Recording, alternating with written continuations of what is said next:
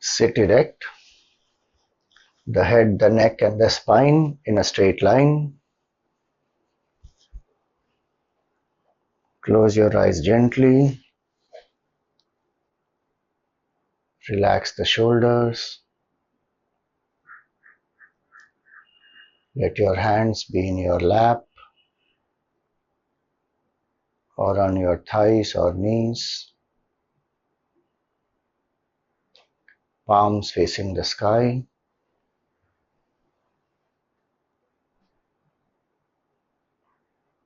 Come to a comfortable posture without any strain in any part of the body.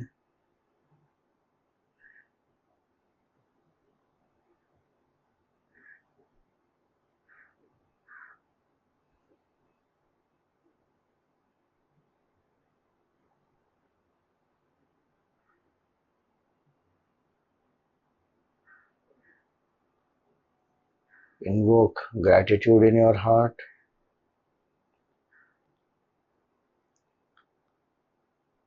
Thank Bhagwan for all the blessings and challenges that you have in life.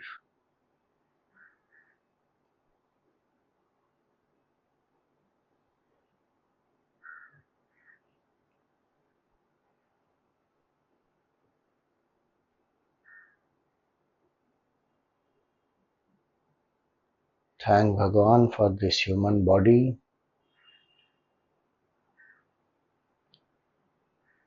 It is the best tool to do the sadhana.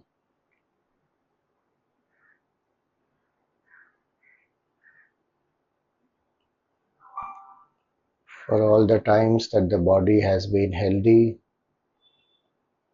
has been productive, thank Bhagwan profusely.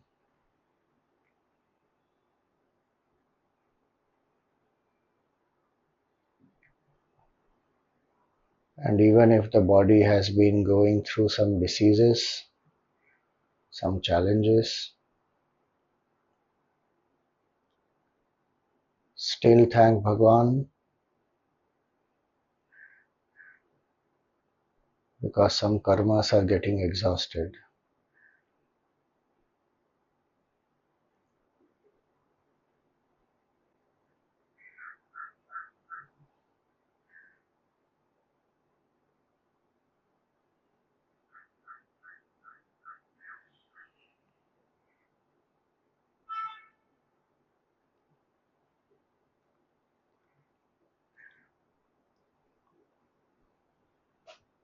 So thank Bhagwan and pray that may we use the body for sadhana and may we take care of the body.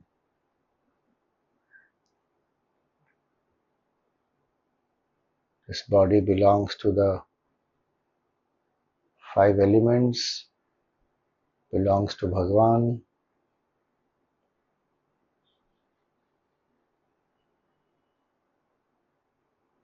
May we take care of it.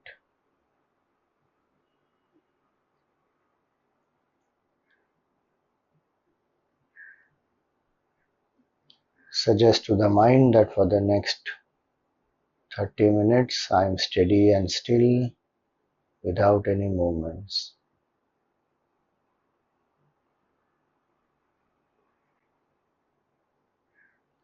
For the next 30 minutes I am steady and still without any movements.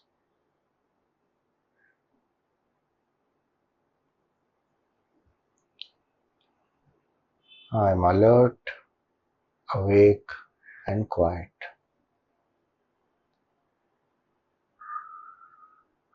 I am alert, awake and quiet.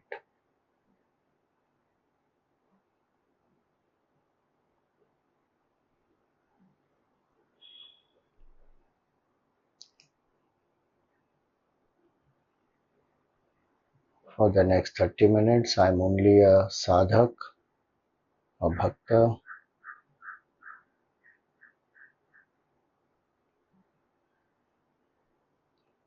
I'm only a seeker, a devotee.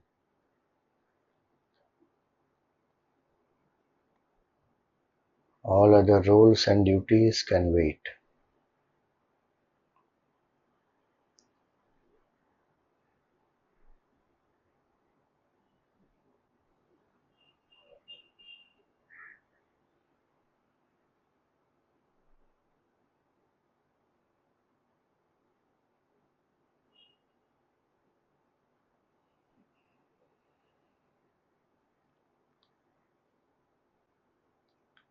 Relax the body.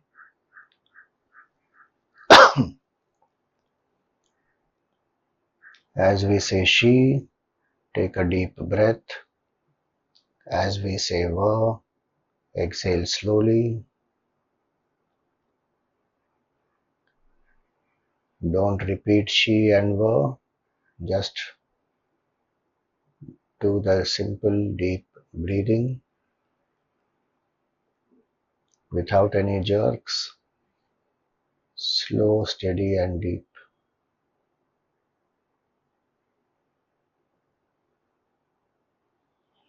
Exhale all the air.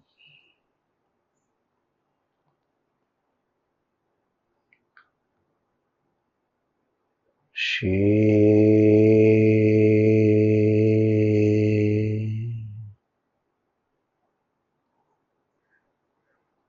Va.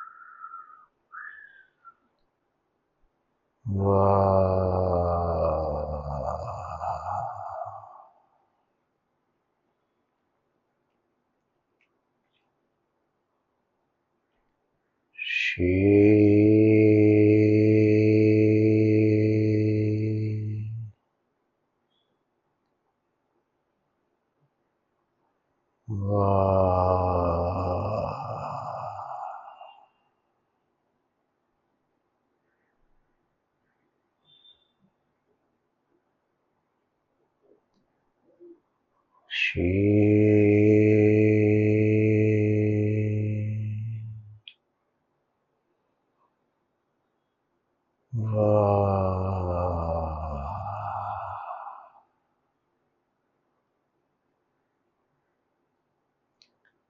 Continue to breathe at your own pace.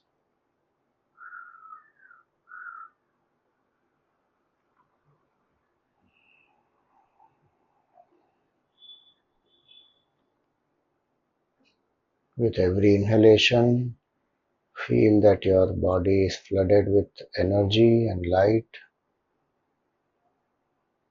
and with every exhalation, let go of any stress, any impurities, any worries, and relax.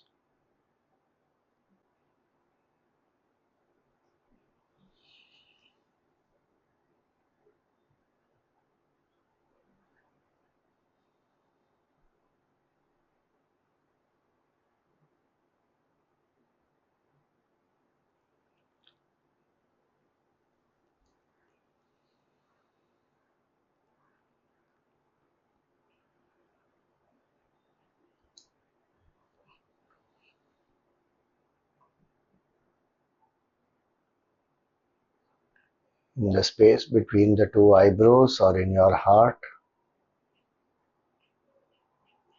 visualize a circle of white light.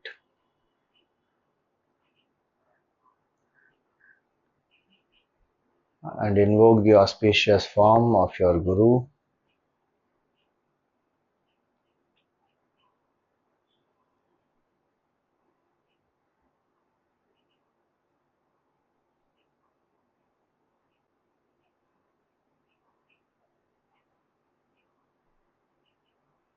Feel that you are at the feet of your Guru.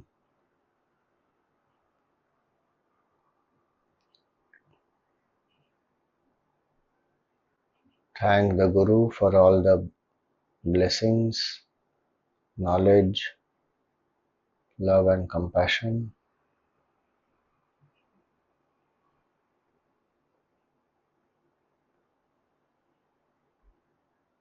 If you don't have a Guru, invoke the form of Bhagwan.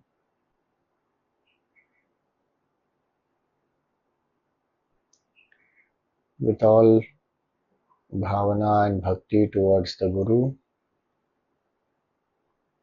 chant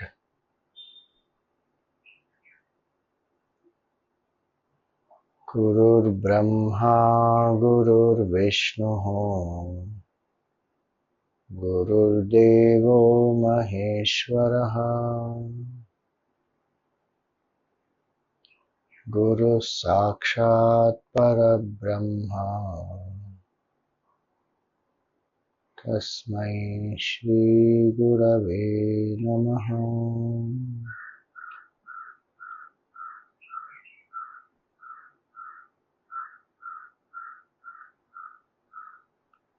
Tvameva Mata cha Pita Tvameva Tvameva Bandhuscha Sakha Tvameva Tvameva Vidya Dravinam Tvameva Tvameva Sarvam Mama Deva Deva Tvameva Sarvam Gurudeva Deva.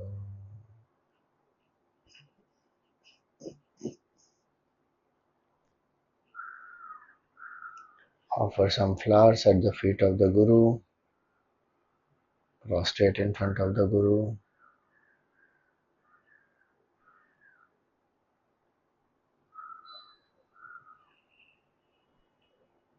May the grace of the Guru lead us, guide us, and protect us.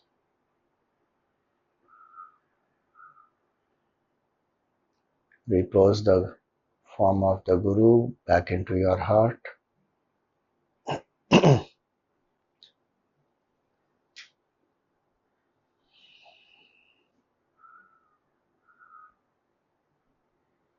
Invoke the auspicious form of Bhagwan Mrityunjaya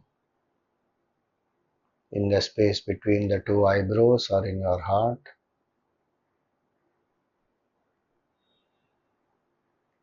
Bhagwan is seated on a lotus,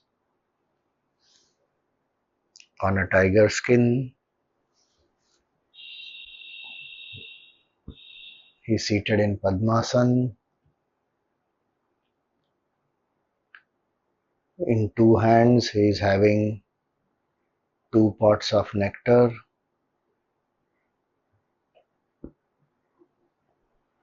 which are resting on his knees.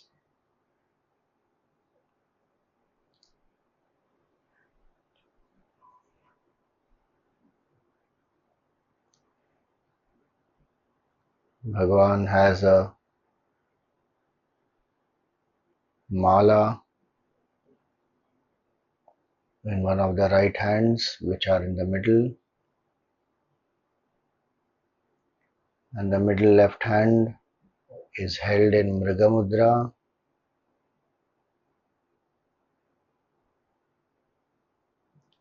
where the two middle fingers and the thumb touch each other. The index and the small finger are kept out.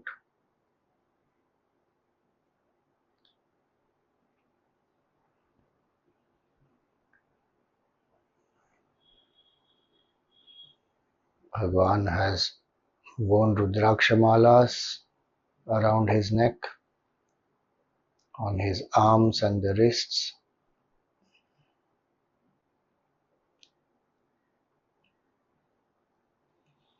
There is a snake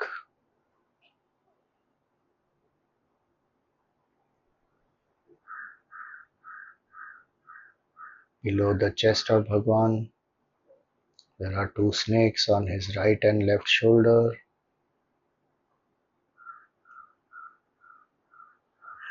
There's a gentle smile on Bhagwan's face. The neck is blue in color.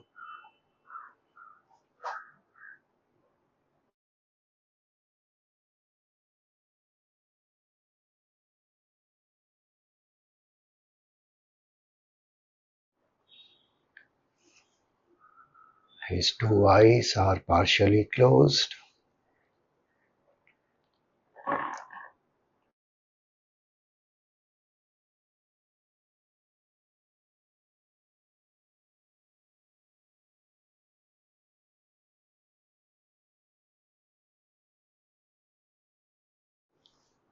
There is bhasma on his forehead. There's a third eye on the forehead.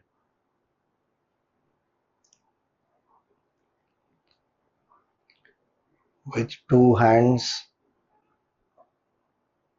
on the top, on the right side, as well as the left side, Bhagwan is pouring nectar from both the pots on his jata. There's a crescent moon on the jata and a snake on it.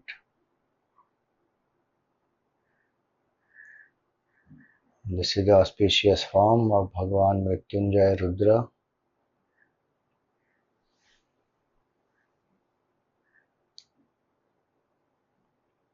We will chant the Dhyana Shloka and invoke the form of Bhagwan,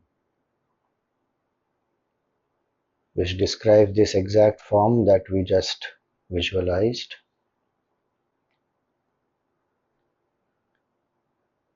Hastabhyam kalashadvayamritarasaihi aplavayantam shiraha Dvabhyam tau dadatam mrigakshavalaye Dvabhyam vahantam param Ankanyastakaradvayamritaghatam Kailasakantam Shivam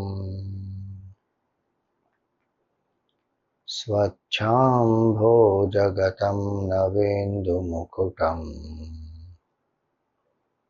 Devam Trinetram Bhaje.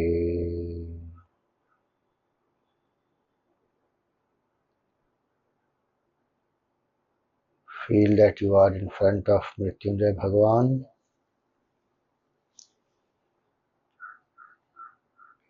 and you are invoking the grace of Bhagwan by chanting the Mrityunjaya mantra.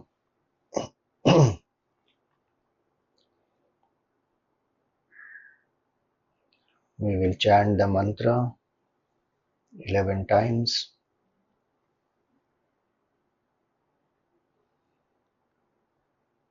Om Trambakam yajamahe sugandhim pushtivardanam Urvarukamiva bandhanan mrityormukshiyamamritaat. Om Trambakam yajamahe sugandhim pushtivardanam Urvarukamiva bandhanan mrityormukshiyamamritaat. Om Trambakam yajamahe sugandhim pushtivardanam Urvarukamiva bandhanan mrityormukshiyamamritaat. Om Trambakam yajamahe sugandhim pushtivardanam उर्वारुकमिव बन्धनान् मृत्योर्मुक्षीयमामृतात्। ॐ त्र्यम्बकं यजामहे सुगन्धिं पुष्टिवर्धनम् उर्वारुकमिव बन्धनान् मृत्योर्मुक्षीयमामृतात्। ॐ त्र्यम्बकं यजामहे सुगन्धिं पुष्टिवर्धनम् उर्वारुकमिव बन्धनान् मृत्योर्मुक्षीयमामृतात्। ॐ त्र्यम्बकं यजामहे सुगन्धिं पुष्टिवर्धनम् उर्वारुकमिव बन्धनान् मृत्योर्मुक्षीयमामृतात्।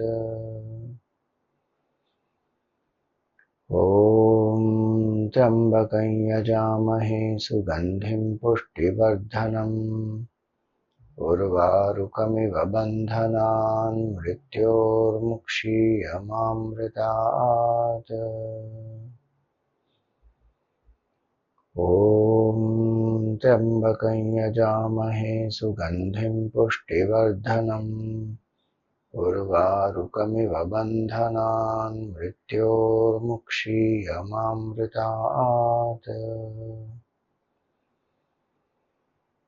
ॐ त्र्यम्बकं यजामहे सुगन्धिं पुष्टिवर्धनम् उर्वारुकमिव बन्धनान् मृत्योर्मुक्षीयमामृतात्।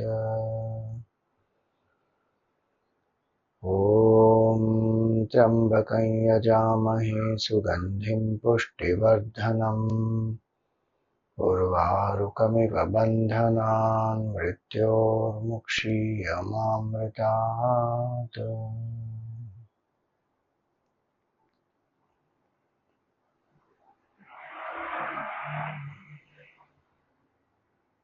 Continue mentally.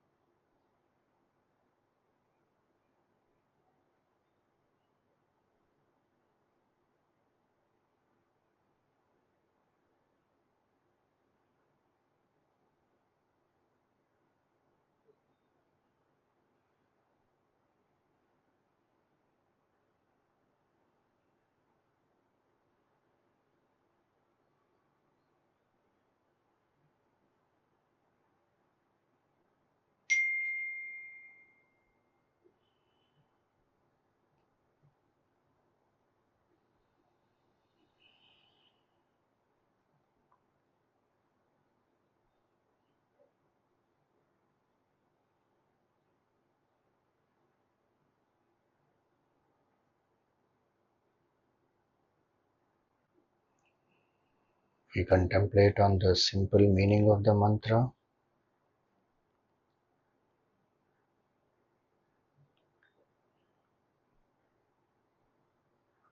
I worship the three-eyed Lord.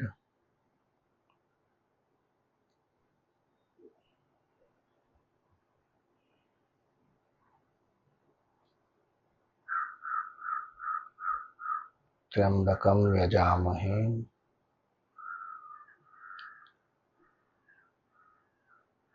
Three eyes of Bhagavan symbolize compassion, objectivity, and intuition. May we live our life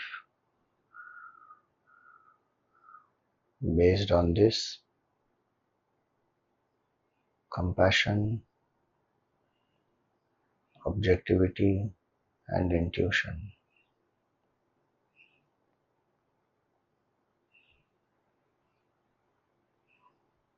Sugandhim. May Bhagavan Bless us with the fragrance of good values, positive attitudes, spiritual depth,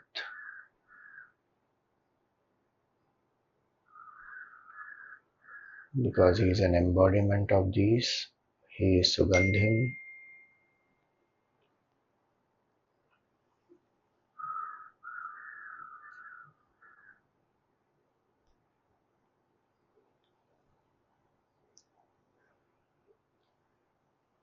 May he nurture and nourish us.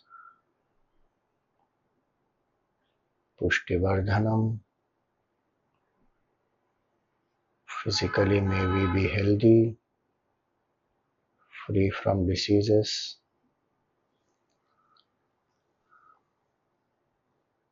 May he nurture the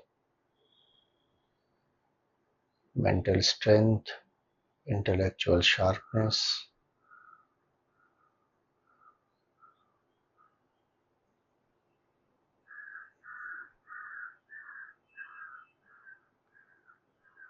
and just like a ripe cucumber falls away from the creeper, may we learn to be detached and loving. Urvarukamiva bandhanat, and may we be free from the fear of death. May Bhagavan liberate us from the fear of death.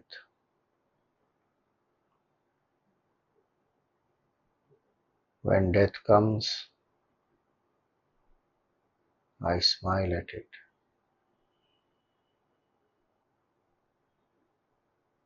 because my nature is immortality,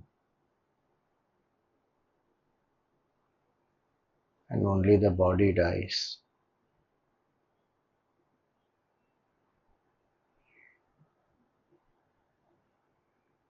Mrityoho mukshiya.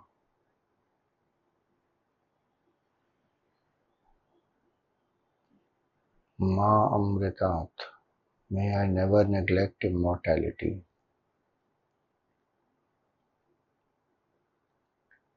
May I seek the knowledge of the self. May I surrender my ego to Bhagavan. May I realize consciousness in my heart as my true self.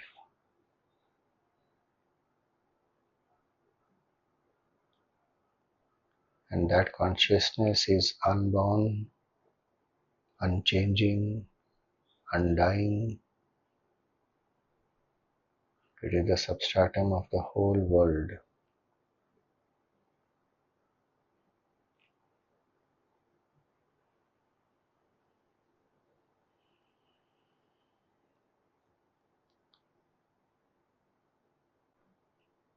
May we come to realize this consciousness and discover our oneness with Mrityunjaya. We are Mrityunjaya as consciousness.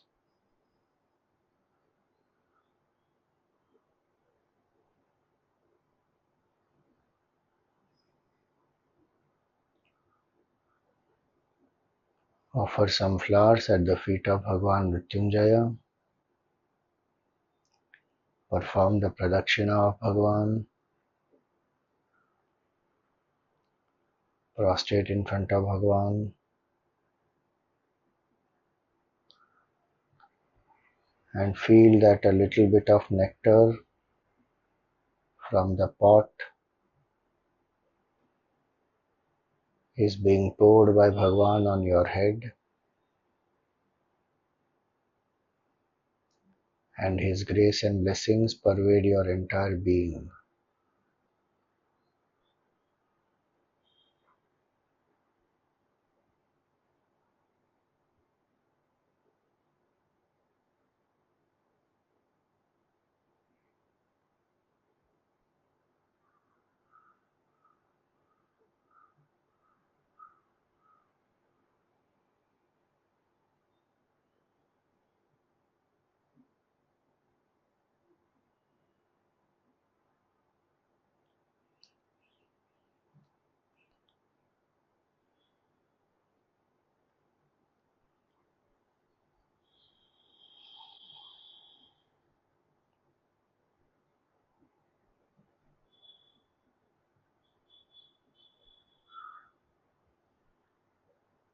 Repose the form of Bhagwan back into your heart.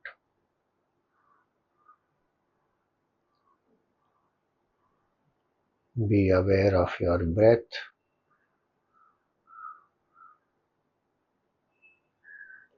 Be aware of the body.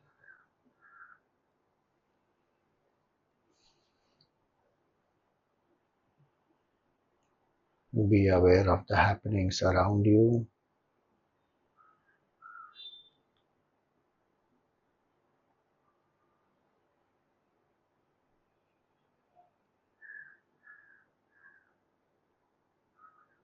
We pray for the well-being of everyone. Om Sarve Bhavantu Sukhinah. Sarve Santu Niramayah. Sarve Bhadrani Pashyantu. Ma Kaschit Dukha Bhag Bhavet. Om Asato Ma Sadgamaya. Tamaso Ma Jyotirgamaya. Mrityorma Amritam Gamaya. Om Purnamada Purnamidam Purnat Purnamudachyate Purnasya Purnamadaya Purnameva Vashishyate. Om Shanti Shanti Shanti. Harihi Om. Shri Gurubhyo Namaha. Harihi Om. Rub your palms, place them on the face, gently open your eyes.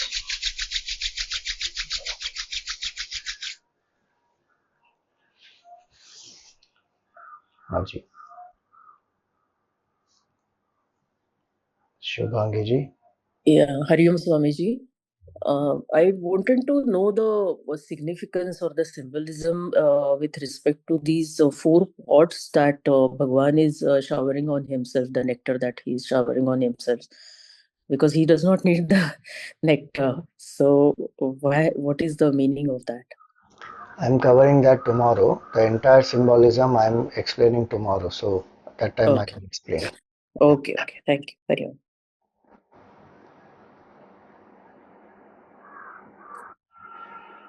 Hariom Swamiji. Yeah. Swamiji, you said the three eyes are for compassion, objectivity, and intuition. So, how can we lead our lives as per intuition? So intuition is developed when the mind has and intellect have become integrated. Pure mind, subtle intellect is the combination.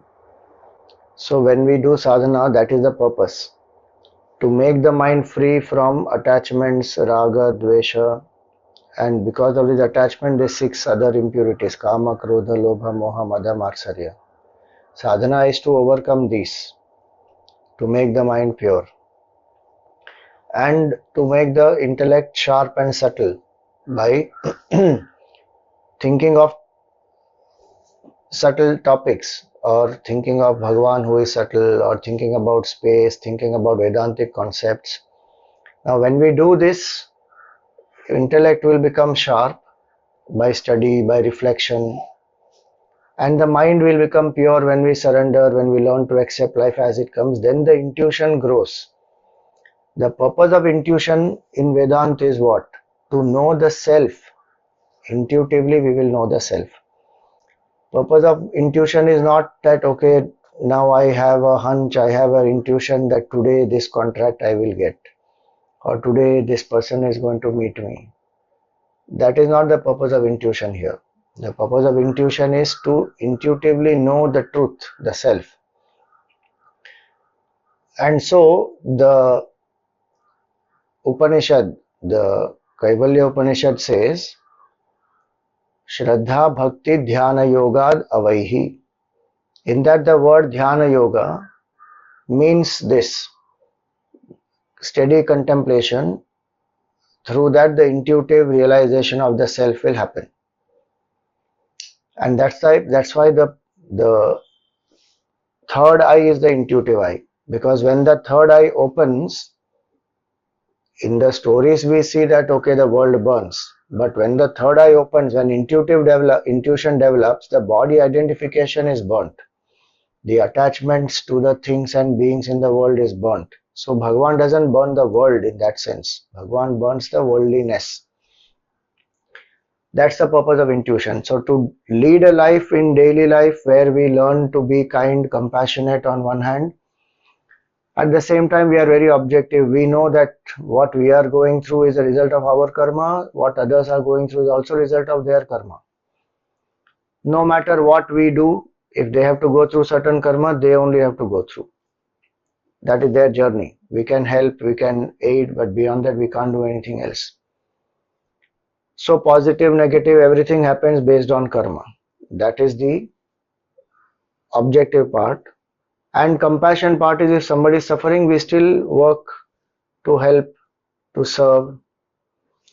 And if both these we do our duties, be kind and compassionate, we will purify the mind, we will make the mind and intellect sharp and subtle, that intuition will develop. Of course, daily sadhana one does of mantra, japa and surrender to Bhagavan, all that one does.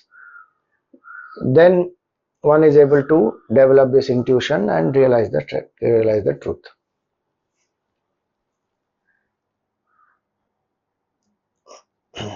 Hari Om Swamiji. Very basic request, Swamiji. Would it be possible to share any link where we can practice the correct breathing techniques, if that's possible, Swamiji? Breathing techniques, there is no separate breathing technique link, etc. that I have. What we teach is simple deep breathing. No pranayam, etc. we teach. That we have to do under proper qualified teacher. So simple, slow, steady and deep breathing is what we suggest to people. Our focus is on making the mind quiet. So for techniques, then you have to approach somebody who is a expert in yoga.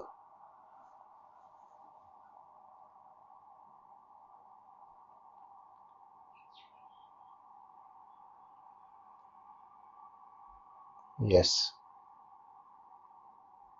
Hari Om Swamiji. So my question is regarding Nididhyasana. Can you throw some light on Nididhyasana? Because what my basic understanding is that it is more towards contemplation, but the ultimate aim is realized when the mind is completely quiet and free from any vrittis, right? So how does contemplation lead to the realization of the self? See, contemplation is not to become thoughtless. Somehow the understanding in everybody's mind is we have to become thoughtless. We don't have to become thoughtless. That every night we are becoming. Deep sleep, every night we become thoughtless. Of course, we experience a different thing when we become, quiet in a conscious way.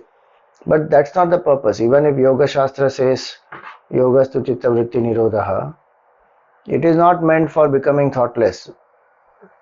Tada Drashtu Swarupe Avasthanam. It is to abide in the nature of the Drashta, the seer, the witness, the consciousness.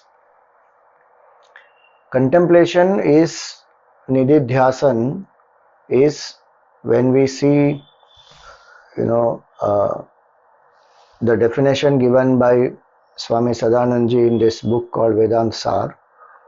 There he will say that Sajatiya Vritti Pravahaha, Vedanta Anuguna Sajatiya Vritti Pravahaha.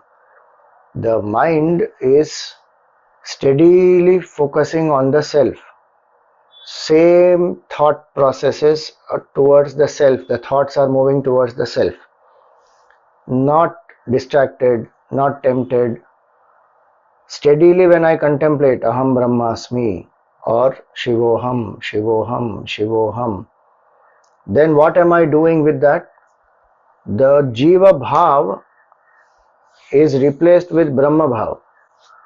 The purpose of contemplation is that. Purpose of contemplation is not to make the mind simply quiet. With a quiet mind, I contemplate steadily on the truth to reach a state called meditation. So contemplation leads to meditation. And what is that contemplation? Detach from the body, mind, intellect identification, attached to the truth. So when I steadily contemplate, two steps will happen in that. In the beginning, we need both two steps. One is detached from the BMI, second is attached to the self. So you see compositions like Nirvana Shatkam, 3 lines of negation, 1 line of assertion. Mano buddhi hankara chittani naham na cha shrotra jihve na cha ghrana netre na cha vyoma bhumir na tejo na vayu. 3 lines of negation. Saying who I am not, because right now that identification is very strong. So this is not me. 3 lines negate. Then who are you?